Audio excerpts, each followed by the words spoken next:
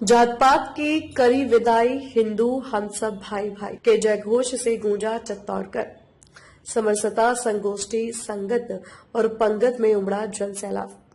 विनायक राव देशपांडे ने दिया सामाजिक एकता का मंत्र। नमस्कार दर्शकों, मैं हूं आरती और आप देख रहे हैं आकाश गंगा न्यूज। आइए बढ़ते हैं आज की खबर की ओर। विश्व हिंदू परिषद, बजरंग दल एवं मातृशक्ति दुर्गा वाहिनी के तत्वाधान में रविवार को इंदिरा प्रियदर्शनी ऑडिटोरियम में समरसता, संगोष्ठी, संगत और पंगत कार्यक्रम अत्यंत उत्साह और गरिमा के साथ संपन्न हुआ। कार्यक्रम में चित्तौड़गढ़, निम्बाहेड़ा और प्रतापगढ़ सहित आसपास के क्षेत्रों से सैकड़ों की संख्या में लोग सम्मिलित हुए। पूरा ऑडिटोरियम भारत माता की जय, जय जय श्री राम और जयकारे वीर बजरंगी के गगनभेदी नारों से गुंजायमान रहा। कार्यक्रम की रूपरेखा और सांस्कृतिक छटा कार्यक्रम का शुभारंभ अतिथियों द्वारा दीप प्रज्वलन के साथ हुआ। इसके पश्चात दुर्गा वाहिनी नगर संयोजिका अंजलि सेन के शुभांजलि ग्रुप की बहनों द्वारा शौर्य का प्रतीक खड़ग नृत्य प्रस्तुत किया गया, जिसने उपस्थित जनसमूह में जोश भर दिया। विभाग मंत्री विश्वनाथ टांक ने स्वागत भाषण के माध्यम से सभी आगंतुकों का अभिनंदन किया। कार्यक्रम की अध्यक्षता राधेश्याम अमेरिया द्वारा की गई। दुर्गा वाहिनी विभाग संयोजिका लोपामुद्रा जोशी द्वारा समरसता विषय पर सुमधुर काव्य गीत ने राष्ट्रभक्ति और सामाजिक चेतना का संचार किया। उसके बाद विहिप चित्तौड़ प्रांत के अध्यक्ष प्रताप सिंह नागदा ने अपना उद्बोधन दिया। कार्यक्रम का मंच संचालन नगर मंत्री अभिनंदन कावरा और नगर सह मंत्री जयेश भटनागर द्वारा किया गया। तत्पश्चात कार्यक्रम के मुख्य वक्ता विनायक राव देशपांडे, विहिप के केंद्रीय संगठन सह मंत्री का विहिप के जिला मंत्री चंद्रशेखर सोनी और बजरंग दल के जिला संयोजक मनोज साहू व मातृशक्ति व दुर्गा वाहिनी की जिला संयोजिका शिवानी साहू व दीपिका छिपा के नेतृत्व में तलवार और विजय स्तंभ का प्रतीक और जौहर की छवि भेंट कर स्वागत किया गया। अपने ओजस्वी उद्बोधन में सामाजिक समरसता पर विशेष बल दिया। उन्होंने कहा कि जाति, वर्ण और असमानता की बेड़ियों को तोड़कर ही एक सशक्त राष्ट्र का निर्माण संभव है। उन्होंने कहा, सदियों पहले ऐसी जातिगत भेदभाव नहीं थे।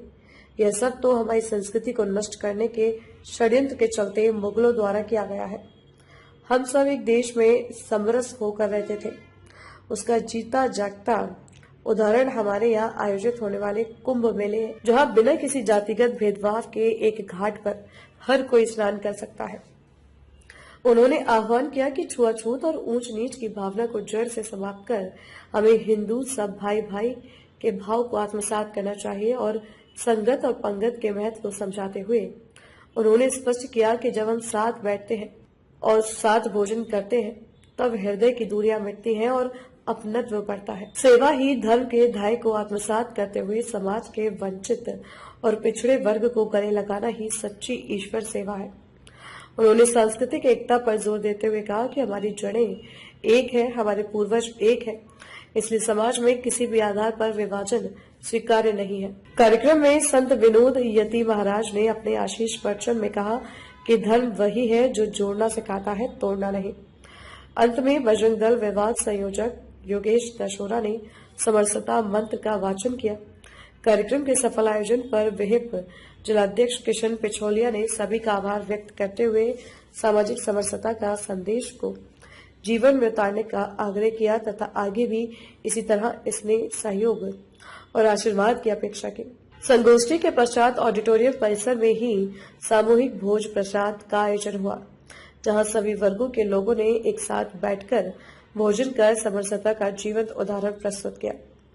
कार्यक्रम में विश्व हिंदू परिषद के राजस्थान क्षेत्र मंत्री सुरेश चंद्र उपाध्याय, दुर्गा वाहिनी की राजस्थान संयोजिका लता पांड्या, प्रांत मंत्री कौशल गौर, प्रांत सह मंत्री सुंदर कटारिया, युधिष्ठिर सिंह, अनिल चतुर्वेदी, मातृशक्ति विभाग संयोजिका संगीता ओझा, चित्तौड़ जिला मंत्री चंद्रशेखर सोनी, निम्बाहेड़ा जिला मंत्री भरत पालीवाल, प्रतापगढ़ के जिलाध्यक्ष पुष्कर पाटीदार, जिला मंत्री यशपाल सिंह, नगर उपाध्यक्ष राधा कावरा, विजय जागीटिया, गोपाल छिपा, सागर व्यास, आशीष वैष्णव, बबलेश शर्मा, दिलीप जोशी, पंकज जी नगर, अशोक चौहान, दीपक वर्मा, विक्रम गवारिया, प्रकाश वैष्णव, सचिन यती, कान सिंह, राकेश खाव्या, अंकित सोनी, लक्ष्य राज, बालाराम मुंडड़ा, प्रेम लड्ढा, महावीर किर, महावीर भड़कतिया, जय बाघिला, विनोद पटवा, हीरालाल भोई, अंकुर सिंह, मदन गोस्वामी, प्रवीण गोस्वामी,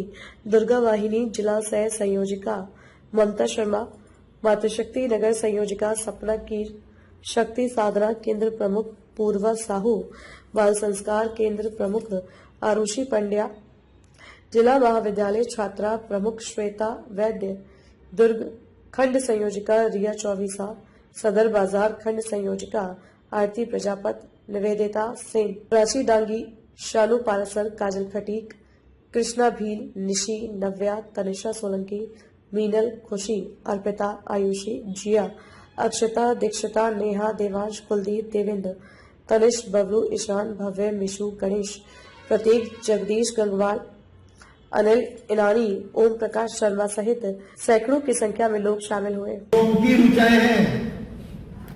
सारी महिला उस समय पढ़ी लिखती थी, तो महिलाओं ने घर के बाहर नहीं जाना, महिला की पढ़ाई बंद हो गई।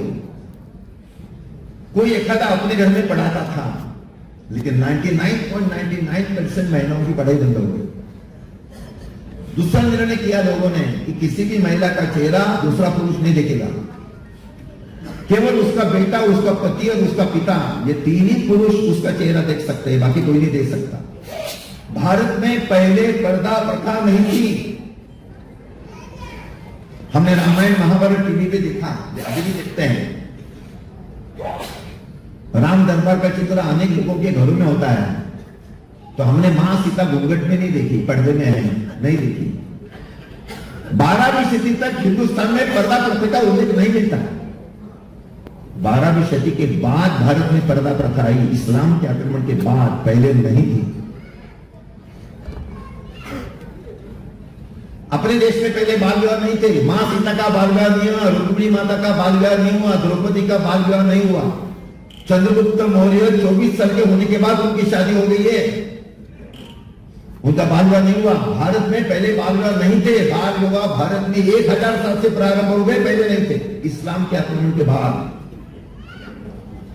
क्योंकि शादी के बाद जो लड़की होती है, पहले थोड़ी सी मुक्तता होती है, शादी के बाद उस पर बंधन आते हैं, उसी के साथ पीयर का घर। अपने राजस्थान में, बंगाल में, उत्तर प्रदेश में, बिहार में अगर जाएंगे तो शादियां रात को होती है। अब गुजरात, महाराष्ट्र, केरल, कर्नाटक, तमिलनाडु में अगर जाएंगे तो शादियां दिन में होती है। मैं तो उत्तर भारत में सैकड़ों बार आने के लोगों को एक प्रश्न पूछकर आया हूं कि ऐसा क्यों? तो जहां 200-250 साल इस्लाम का राज्य रहा और बाद में संघर्ष करते हुए जो स्वतंत्र हो गए, वहां शादियां दिन में होती है। मुझे उत्तर प्रदेश और बिहार के आने के लोगों ने बताया कि दिन में अगर शादी करते उस समय तो मुसलमान आक्रमण करते। आज ये लाइट आ गई है, पहले लाइट नहीं थे, रात को युद्ध नहीं होते थे। तो रात को अगर शादी की तो हमारी बहू बेटियों की रक्षा होती थी, इसलिए मजबूरी में हमने रात की शादी की पद्धति आ गई। ऐसी ही खबरों को देखने के लिए बने रहिए आकाशगंगा न्यूज के साथ। अगर आपको हमारी खबर पसंद आई हो तो खबर को लाइक करें, सब्सक्राइब करें व शेयर जरूर करें। आपसे फिर होगी मुलाकात, तब तक के लिए नमस्कार।